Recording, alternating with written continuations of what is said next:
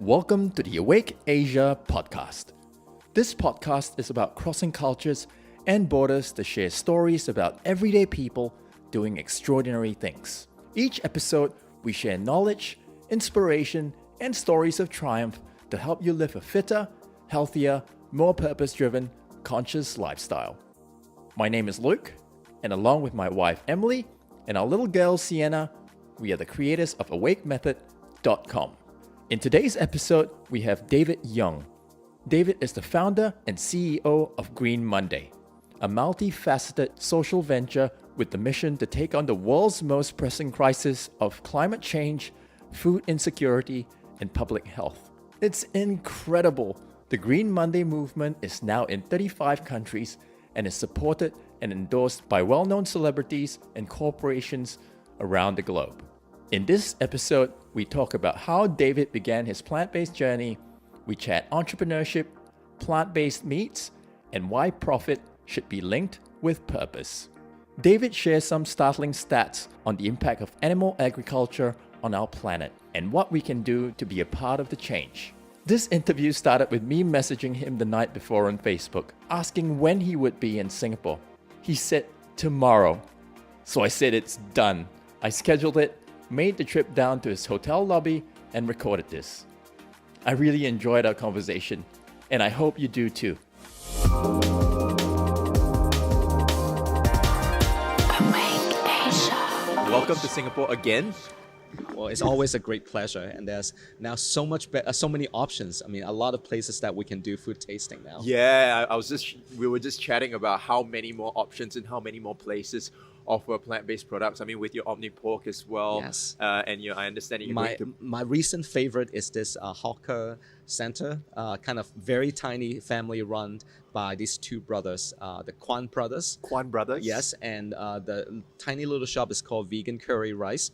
And they are now using Omnipod to create a lot of amazing, well, they are vegan, but anyone, I mean, meat lovers, plant-based lovers would enjoy them. And he's making so many different dishes, like barbecue dishes, satay, Wow. Pork cutlet with, Omni pork, etc. So, and then there's one dish called uta. What's Uta? I may have pronounced it incorrectly, but anyway, so that's one of my new favorite right now. Wow. Is for obviously for anyone to go. I mean, every dish is like between 4 to 5 Sing dollars, so clearly very affordable. Yeah, and I was just saying that it's just so important to support people like that, small family-run businesses. I mean, much as I'm all for supporting big corporates moving to promote this lifestyle, but we also need to support the guys at the bottom. Oh, we need both. Yeah. I mean, on one hand, of course, the big companies, the big corporations, they are influential, and they have a wide network. So if the CEO or some senior management see this as something that they want to dedicate resources to, that is very important because they can easily influence maybe hundreds of thousands of people just by serving more plant-based choices in their restaurants, in their hotels. But at the same time, these small families, we need all of them as well because we need to cover all spectrum, and we want everyone to be able to enjoy good plant-based, nutritious food. For sure, and I think congratulations on bringing Green Monday here. As we were chatting earlier, it's more a selfish reason because you have more options for yourself, and because of your selfish reason, I get more options as well, which is incredible. Well, I've been vegetarian for 18 years. Wow. And I have lived through the dark ages. The dark ages. Tell me about the dark ages. What were they like? The dark ages. That's when you walk into a mainstream restaurant, right? A regular, normal restaurant, and then you tell, the people, they say, are there any items on the menu that can be vegetarian? And then they look at you like you are an alien, and you give them all this trouble to, remove the meat and remove the shrimp, and don't eat this, you don't eat that. And they're like, okay, why don't you just go next door to that, Buddhist vegetarian restaurant or eatery? So, and then, all these, I'm sorry to say, but just all these stupid questions that people have. It's like, are you okay? You can't eat this. Yeah, you can't eat this. You're not eating meat. I'm concerned about you. I'm concerned about your health. And there are always people who ask, when am I going to become a monk? things like that. So those were kind of the dark ages. And I don't know. I mean, we must. I mean, if we want plant-based to be popular, to be common, at the end, besides the education piece, which of course is essential, but we got to give people more options, better tasting options. Accessible, affordable, tasty, delicious, nutritious, so that it becomes a no-brainer for anyone to adopt. So I think with this new wave of food innovation that is coming in, led by many of these companies in the US, it is creating a huge change for the whole industry. Speaking of all these companies in the US, I understand. I know that Beyond Meat and Just Egg just launched, and you also launched Omni Pork, and I was Yes. there for the launch, and I had sweet and sour, quote unquote, pork, which was absolutely brilliant. So tell us a little bit about this product, because I find it really fascinating and the application of it. Yes. Well, I visit the US very often, and I meet with all these entrepreneurs and founders who are coming up with just amazing ideas and technology in terms of doing, cellular based, plant based, seafood, meats, burgers, a lot of things. But at the end of the day, because they are US or like Western country startups, so food, naturally, they will do Western type of food. And we are Asians. I'm Chinese. So you are not going to put these products into a xiaolongbao, or even if you try, it doesn't make sense because it's really not the thing that we are used to. Not designed for. It's not designed for Yeah. that application. So it's not. I mean, it's not rocket science. I think everyone in Asia knows that pork is the most consumed meat. Yeah, it surely is. We use pork in every single dish almost. Like sometimes, and I think as a vegans or vegetarians, all of us have this experience, which is we go into a Chinese restaurant, you look through the menu, and let's say it's a sauté string bean, okay? And supposedly it doesn't mention anything about meat, and you say, okay, I'll order the sauté string bean, right? And then it comes with minced pork on top of it. Yeah, there's minced pork everywhere. It's just Yeah. like almost like a garnish. Yeah, absolutely, and let's say even plain noodles, like you say, oh, I'll just order a plain bowl of noodles, and then you find out there's a little bit of, slices of ham, or again, minced pork on top. It is like a garnish. It is like it's almost like salt and pepper in a way that, chef in Asia use it. So, the inspiration behind OmniPork is, we got to create an alternative to pork. And not just one type of pork, but many different applications of pork. So when we were very lucky to come across very talented food scientists who also share the same passion in this field, and they also happen to have an Asian background. They're based in North America, but they have an Asian background. So I told them that I want to recreate xiaolongbao. I want to recreate dumplings. I mean, these are my ultimate comfort food. I can eat dumplings 7 days a week, quite frankly. Of course. Same. And And char siu bao. yeah, like pan fry, soup dumplings, you name it. And spicy Sichuan type. I mean, that's my favorite. So, so anyway, I talked to these guys, this team, and say, hey, can we work together and recreate, a plant-based version, innovate and create a plant-based version of quote-unquote pork. That needs to be very diverse, very versatile, and can be used for many different types of purpose. And, after 2 years, I mean, that's how OmniPork came about. Wow, 2 years, Yeah. lots of product testing. Yes, there were a lot of failures. And, we had an overdose of OmniPork, pre-beta, pre-beta version. And one of the key criteria for me and for our team was that we have to hand it to someone who has zero knowledge about food tech. Honestly, at the end, one of our major tests was to give it to like grandmas, for example, or people in their 50s, in their 60s, and we'll just say, this is a new ingredient. We don't even tell them what it is. Just say, cook it. Do whatever you want with it. Now, at the end, any food ingredient, it should not come with a menu that instruct people how to use step 1, step 2, step 3. You may have recipe recommendation, but it should not be a menu.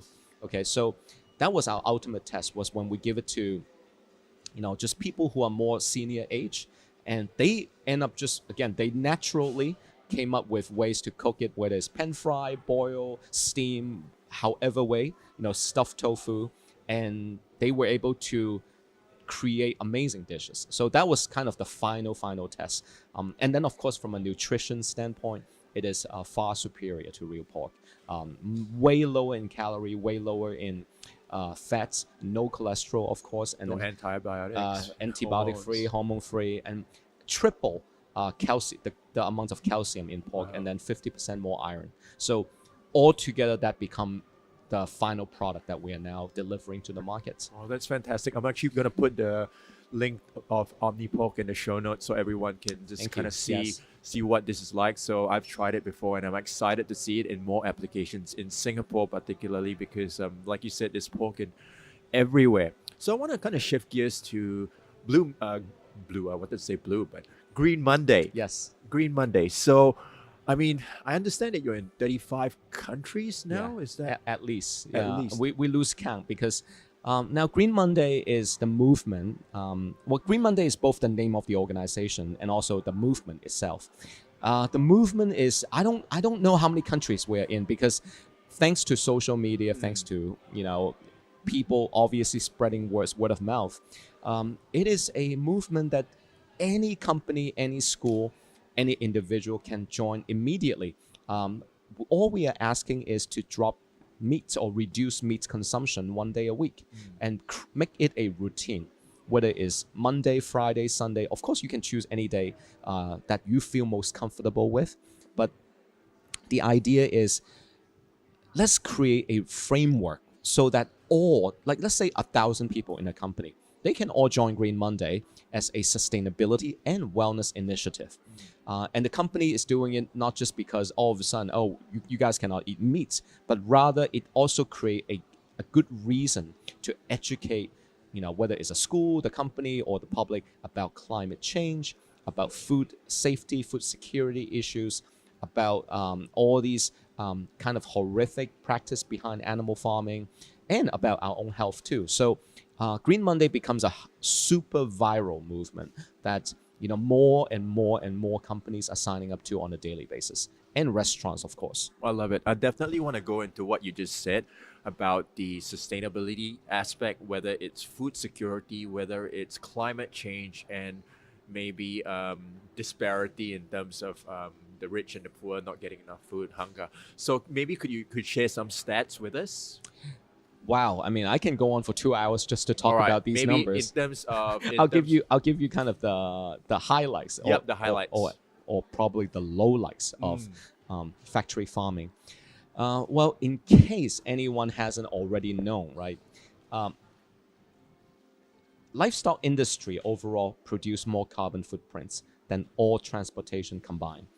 If cattle were a country, they would be the third highest carbon emitter in the world, only behind China and the US. And in fact, the gap between US and cattle is so tiny, it's virtually tied for second. So just by giving up beef and dairy, we can offset the carbon footprint of the entire United States. Wow, that's huge. I mean, just dairy and beef. It's not even like we're giving up all meats. So that's number one, is from a carbon emission standpoint. Now, of course, the other type of animals also emit greenhouse gas.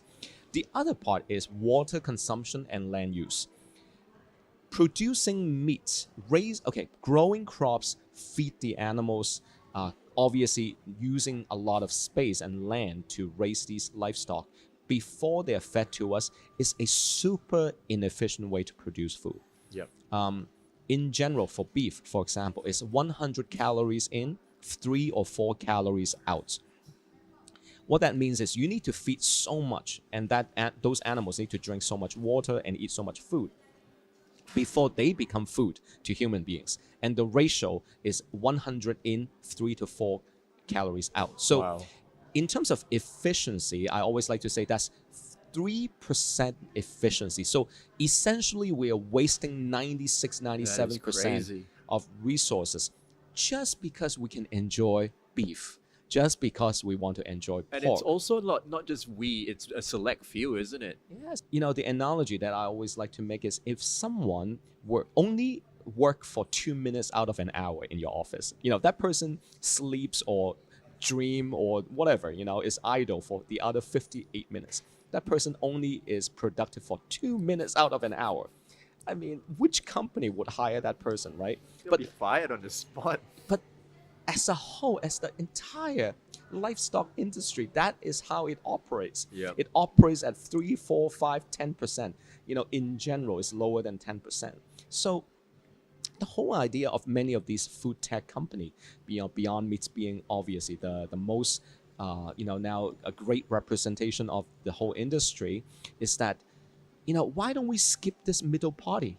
Can we create burger-like, products that taste, smells, sizzles just like the real thing, but directly from plants? Then we are saving 95% of water, land, carbon emission, etc. That is 10 times or even 20, 30 times a better way to use these resources. And if that happens, actually, we can feed the world.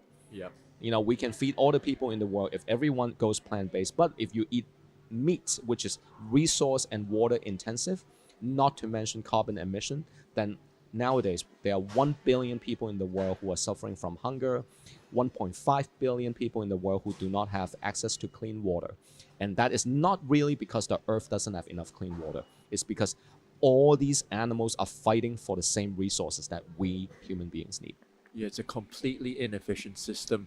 And I think just the stats that you shared are just startling, and it's just such a broken system. And I think it's efforts like yours that are really driving change in the region and possibly in the world. And I definitely want to go back before even Green Monday. Was that what actually prompted you to move in this direction? Yes. Now, I have been a vegetarian for 18 years. And since 2006, so it was 13 years ago, when I came across the United Nations report about climate change and livestock industry. And I still vividly remember that first time when I came across the news. And I just thought to myself, right, climate change is this potentially disastrous catastrophe for the entire planet and for humanity, that technically everyone must put this at the top agenda of all countries and all companies. This is about our collective survival. We may not have a planet in 50, 100 years. I mean, that's what we are talking about, is an end game for the planet and and humanity. I mean, the planet as we know it will be gone, will be finished. So if climate change is this survival matter, and then United Nations published this report with all the numbers that I just cited, earlier, and then I'm like, then everyone should know about this and everyone should do something about it. But that was 2006. I was already, I lived in the US for many years. I moved back to Asia, and no one in Asia was talking about this at that time. I mean, I had never come across one person who could talk back to me and say, oh, you know what, eating beef, yeah, that's bad for the world. No one. So it kind of was sitting in the back of my mind for a long time before I finally said, no, I mean, enough is enough. This system is broken. It is archaic.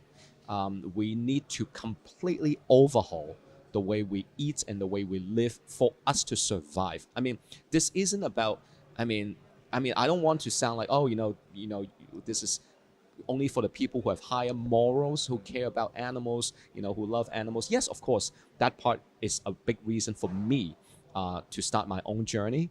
But in terms of all of us, this is about our survival. I mean, and now, of course, most recently, I think any individual, you don't need to be a scientist. You don't need to be like an expert to know that extreme climate is everywhere. Crazy heat, crazy storm, flooding, droughts. I was in London last year, and it was like 36, 37 degrees. It's like the weather was like Bangkok. Wow. In London. And you know how in London, you don't even have to look at the weather forecast because every day it rains. Cold and wet. It's all cold and wet. You don't need to see, oh, do I need to bring an umbrella? You always need to bring an umbrella. But there was a 5-month drought in England. 5 months, like no rain at all in England. That's unheard of. So, and then like places like Stockholm was like 34 degrees. Stockholm, I mean, that's Sweden. I mean, we're talking about Scandinavian countries.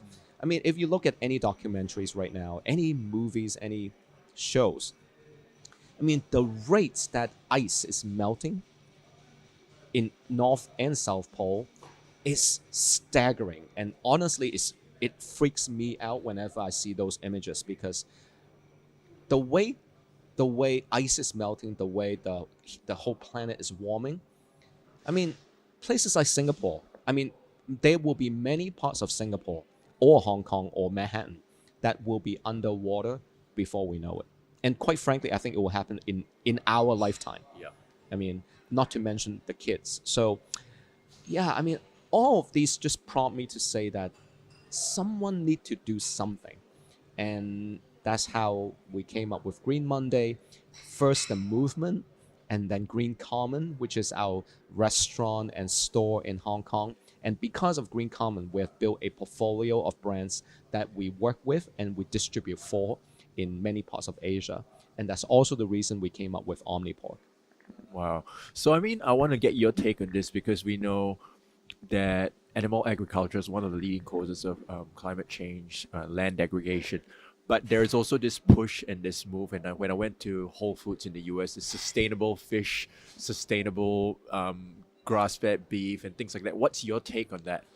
Well, my take is everyone will choose their own journey in terms of, you know, how far or how fast they adopt, let's say, a plant-based diet. But most people cannot change overnight. In fact, I publicly share with people that even my wife is not yet a full-time vegetarian. She still enjoys her fish once in a while and a little bit of chicken. At home, we are 99% vegetarian or vegan.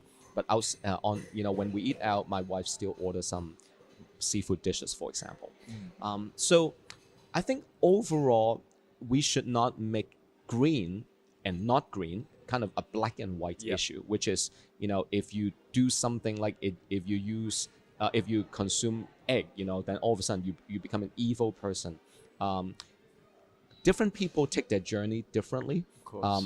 In my case, I honestly became a vegetarian overnight. You know, when I made the decision, I just said, okay, I will do it.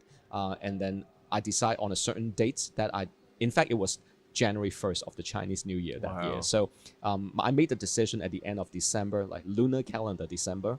And then I say, okay, I will start my new life and new lifestyle on the new year. So I started it on January 1st, lunar calendar. So that was my journey, but most people cannot. So any types of things that are greener. Okay, first of all, I think we need an improvement. The analogy would be like exercising or running. Not everyone will go from completely not exercising to running a full marathon, or working out the way Luke, you know, in front of you. Whoa, you know how built and how, you know, even yourself in terms of your own, let's say, bodybuilding journey. It is a process and is a journey. Surely. It doesn't just happen overnight. So greener, ASAP, as sustainable as possible. Love it. That's what I love to share. But make it a routine. The key is to make it a routine. I mean, if someone come to me and say, oh, you know what, David, I listened to your talk. I decide to go vegan like tomorrow. Sometimes I actually would say, no, don't do it. Because if you just eat white rice every night, you know, every meal, you just eat white rice with soy sauce, Yep. that is vegan too, but that is not Going to sustain you. clearly for a while. not a balanced diet. That's Yeah. not healthy, not nutritious enough. So learning how to eat plant-based diet in a balanced, nutritious, healthy, sustainable way, and grow it from 1 day, 2 days to ultimately 7 days. I think give yourself and your body some time to adapt. That will be important. I don't want someone to faint in the middle of the day and say, oh, you know what, I eat vegan and then, oh, I don't have energy and I faint in the middle of the road. I don't want to hear those type of stories. Indeed, and especially these days, it's just so much easier because there's so many options. Unlike the Yes. dark days you were saying, The dark ages. the dark ages. Yeah. Even I would say when I first turned vegan about 7 years ago to where it is now, I'm absolutely blown away just the amount of options, and even all these Western products when I visit US, Beyond Meat, and all of that's coming to our shores, which is incredible. So I think it's about taking one step at a time. And Yes. like you're saying with the fitness analogy, if you get someone who wants to go on a health kick and immediately go on a strict diet and train 5 days a week, they're gonna flop after about 2 weeks. But it's about making small steps, Yes. sustainable changes along the way.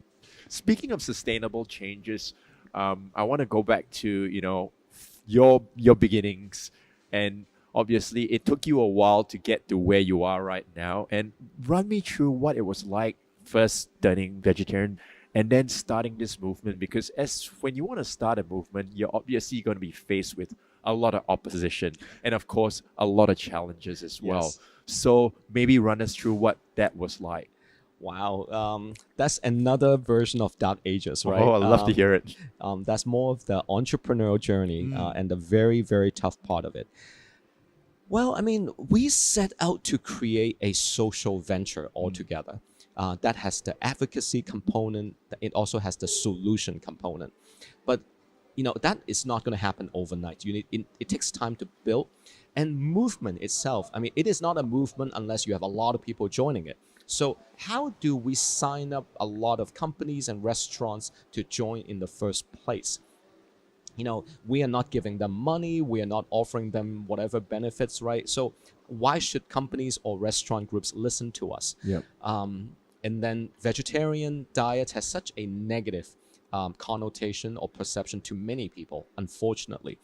They perceive it as boring, old-fashioned, unappetizing, things like that. So to sell that to the public, to sell that to companies, schools, restaurants, I mean, the first thing they would ask is, come on, I mean, are there even anyone who would even bother to do this? So I think to design a movement and our entire organization that is trendy, that is cool, to have a lot of celebrities endorse Green Monday and practice Green Monday, to talk from a very scientific point of view, all the data again that I was citing earlier, make it modern, make it scientific, make it a lifestyle that is trendy and aspirational, and then through social media, again thanks to social media, anytime when we have a restaurant or a hotel or a company that joins Green Monday and start implementing it,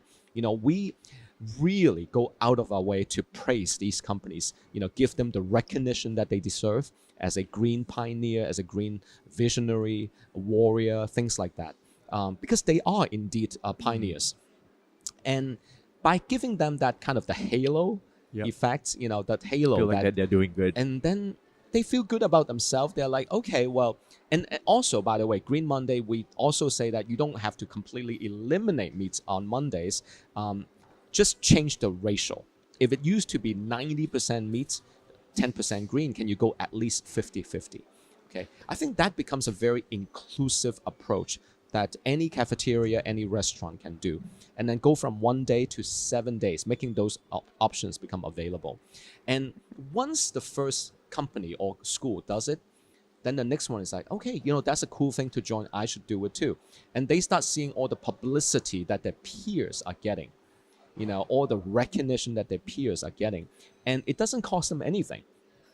It's not like you need to invest, millions of dollars to, install the Green Monday software or whatever technology, right? It's just about a change, a small change that we can all make. So that is how we started. By signing up very, very early on, we had one of the biggest fast food chain in Hong Kong. And all we asked them to do is add more plant-based choices. It used to be zero. Right. Like 30 things on the menu, zero Wow. vegetarian, vegan option. I mean, wow. I mean, I still cannot believe how ridiculously lacking plant-based options was back in those days. It was non-existent. So they start adding 2 choices to their 30 item menu. But even that, we say, hey, we appreciate your efforts so much, and now not long after that, they realized that there's actually a hidden population of people who need to eat vegetarian. Their sales actually goes up. And then All these new customers and come then in. the publicity and all the marketing and PR, they're getting a lot of free marketing and PR. And of course, they also can put on their annual report that they're doing something good. So all of a sudden, the owner or the head of marketing and PR is like, wait a minute, our business is actually doing better when we implement Green Monday. And we are attracting a whole new group of customers that they normally could not attract. So that's when the snowball start to happen. That's when the domino effects start to happen. The word start to spread. They start to realize that even for people who are not fully vegan, people appreciate a more kind of a cleaner, less meat diet. Okay, people start to, nowadays people are into fitness, into yoga, into meditation, and most of these people don't enjoy like a meal that's way too heavy. They want to eat something that's more light, but not just salad. I think anytime when people think, oh, vegetarian food or vegan food means salad, that completely is, I think that's one of the biggest misperception too, and particularly doesn't work in Asia because we prefer food to be cooked. For sure. Like my favorite vegetable dish is morning glory. And what's that? Stir fry morning glory. Right. In Thai restaurant, that's my favorite vegetarian dish. So sorry to say, as much as kale is very healthy, I also prefer sauteed kale versus raw Same. kale. It's just our Asian palates and appetites and culture. So anyway, that is how we got the momentum going. But there's no doubt, the first couple years, like people had no idea what we were building. And when we said that we are a social venture, a lot of people question us. They're like, what venture, David? You're just doing a campaign. You're just going around every day telling people Green Monday, Green Monday. There's no business behind it, so there's no venture. And then I said, just wait. That's the second component that will be coming. And it's not just going to be second. There'll be third, fourth, fifth component that will be coming. But today, we just celebrate our 7th anniversary on April 22nd, which is Earth Day. We kick off Green Monday on Earth Day. And we just celebrate our 7th anniversary. And nowadays... Happy 7th. Yeah, it is surreal. Now... obviously, we're in Singapore. We are partnered to companies such as Beyond Meat. Again, these companies 7 years ago were, no one knew about them, and they were still at very, very nascent early stage. But now, these are becoming global brand names and the hottest brand in the food industry. So we are so glad to be part of this global change, and it is very humbling but at the same time very gratifying. Yeah, surely, because I watched your Green Monday promo video at the launch, and it was just knowing the impact that you've created and the people that you've got involved. A lot of celebrities, even in UK and US, people have come aboard. And I find that incredibly inspiring because I'm kind of following in your footsteps in a sense as being a social entrepreneur. And sometimes you find it's challenging because sometimes you're kind of working in a silo.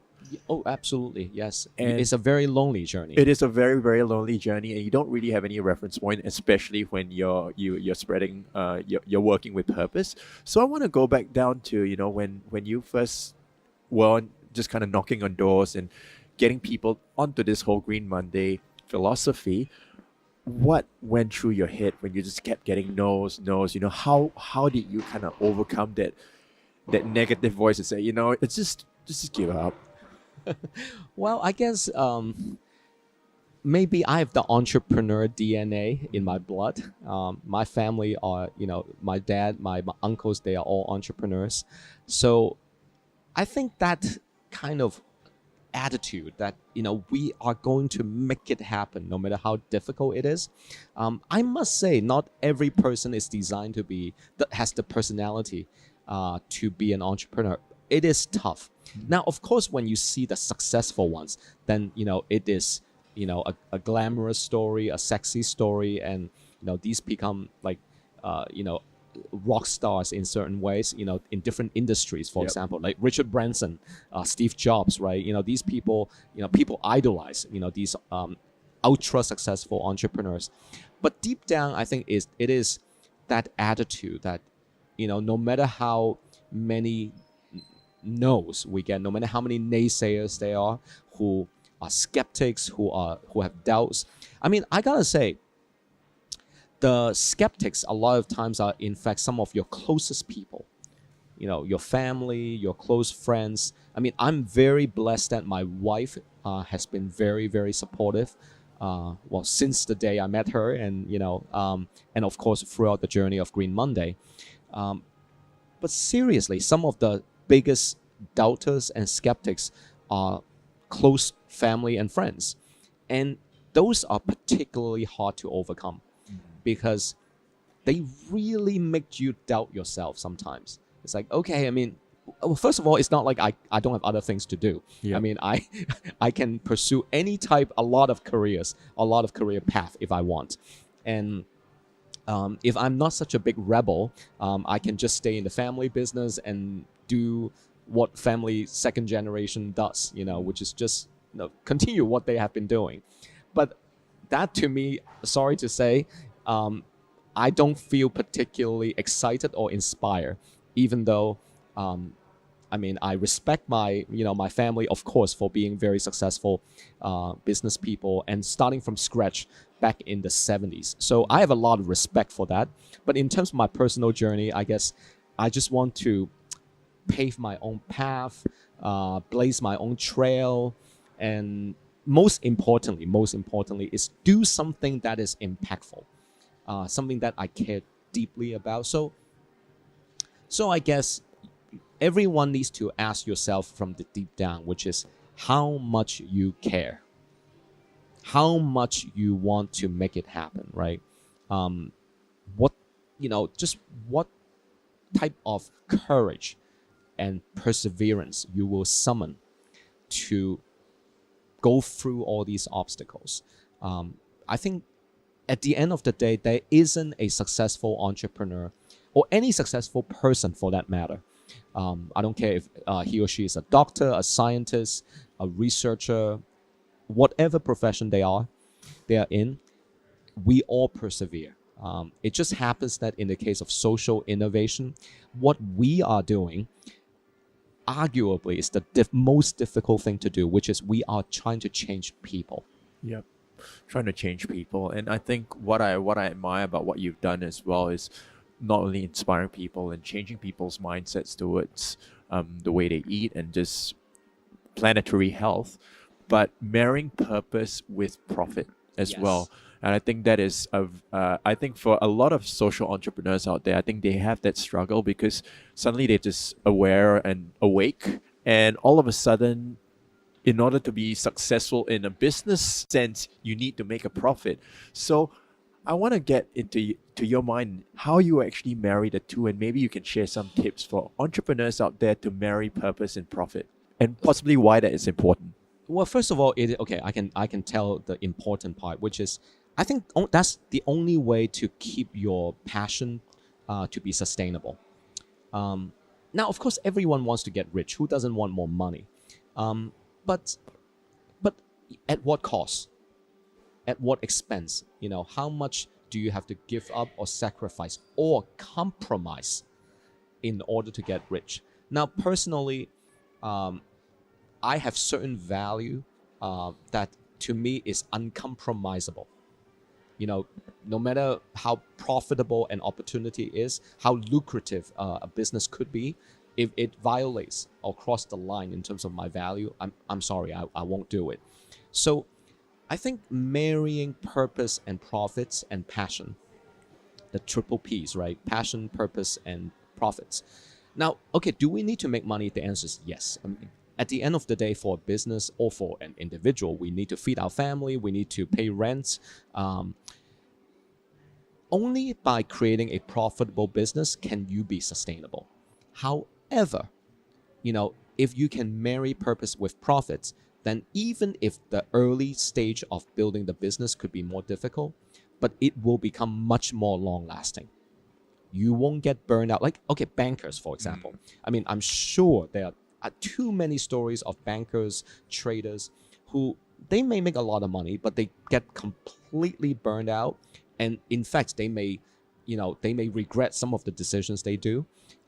They compromise their health, they sacrifice their family, etc. Okay, not everyone needs to build a new social venture. even within your own organization and company, you can do social things too. Uh, I think this is the overall direction of business. That's the overall direction of people. People are demanding that their companies fulfill their social responsibility, not just as window dressing, but as the core of their business. New age, new generation of, staff members of these companies, when they interview at a company, the first thing they ask is, or sometimes they just simply Google, and then they know, what does this company truly represent? What value does this company represent, or the founders represent? And they need to resonate with that value in order for them to join. So social venture or social entrepreneur doesn't need to be like, not all of us need to start our own business. We can all be social and do good within our role of our organization. And of course, if your organization happen to not support that, then you can always change job and look for another one. And I also, speaking of social entrepreneurship, I understand that you won the Social Entrepreneurship Award of the Year. What year was that, and what was that like? It was 2018. The award was from World Economic Forum and Schwab Foundation. Schwab is the founder of World Economic Forum. That was one of the most humbling experience because I was on stage with Al Gore. Wow. I sat with him at dinner right next to him, and I was on stage. He was talking about climate change, and of course the urgency of it. And Green Monday as a whole group was presented as one of the solutions of, climate problems. And that was just incredibly humbling. And I don't know. I don't know what to say. For us to come out of Hong Kong, we are not known to be a green city. We're not known to be green pioneers. But to come that far and kind of be recognized on a global stage, I think that I really hope that serve as kind of a reminder to people that truly, if you put your mind into it, and of course you need to persevere. I'm not saying this journey is easy, but everyone can make a difference. Okay, maybe not everyone will necessarily get recognized. There are a lot of unsung heroes. In fact, there are many more unsung heroes in many fields, not just climate change or green, but elderly, underprivileged, school children, gender justice, things like that. There are a lot of people who are fighting for the evolution of humanity, and I have tremendous respect for all of them, and a lot of times they don't get the recognition they deserve. So as much as we are lucky to be in the position to be recognized, I think much more importantly is I want to share the hope that we can all make a difference, and no matter how unlikely your circumstances may be. I love it. I love it very much. And I think I'm sure the listeners will draw a lot of inspiration from what you just said. So just a final question here. The name of this podcast is the Awake Asia podcast. So I'd like to just throw this question back to you, which I kind of ask every interviewee. What does being awake mean to you? What does being? I think to some people actually it really means they're not drunk, right? True. So beyond the non-drunk aspect. Beyond the non-drunk aspect, the over the hangover part, right? Awaken to the truth. Awaken to the truth about life, about the world we live in, about the problems and crises that we are facing.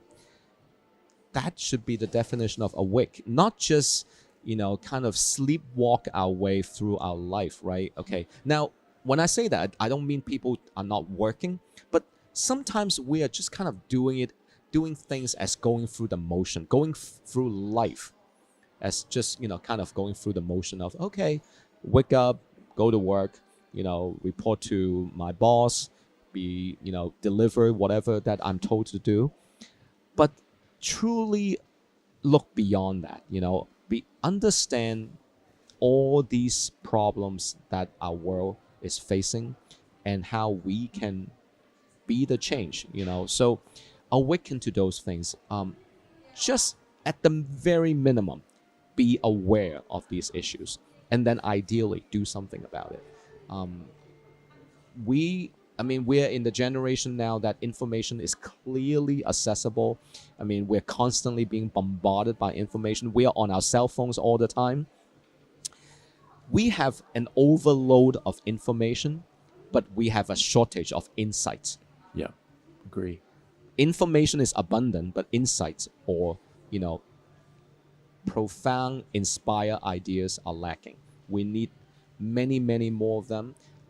At the end of the day, I think the question that we need to ask ourselves is, we will all die one day. I think that part is true.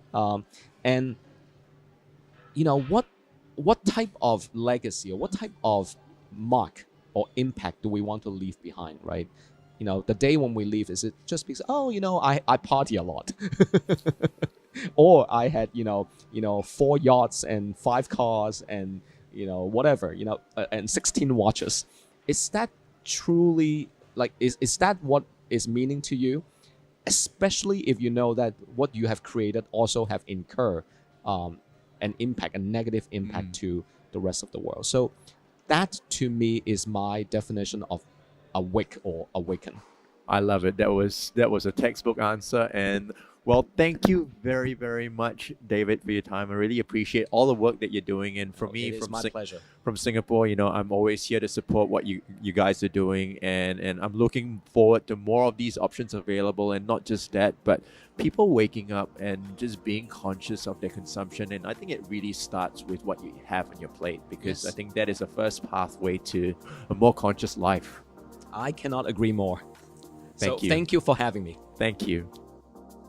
I hope you got some inspiration from my chat with David to go green on Monday, or maybe for the rest of the week. That's it for today's episode. Thank you for tuning in. And if you'd like to find out more about David or Green Monday, visit awakemethod.com/podcast for all the show notes. Let me know what you thought of this episode on socials @awakemethod. Beyond that, I would be really grateful if you could take 2 minutes and stop by iTunes to leave a positive review for the show. This will help spread the awake message farther and wider. Until the next episode, live once, eat plants. Bye!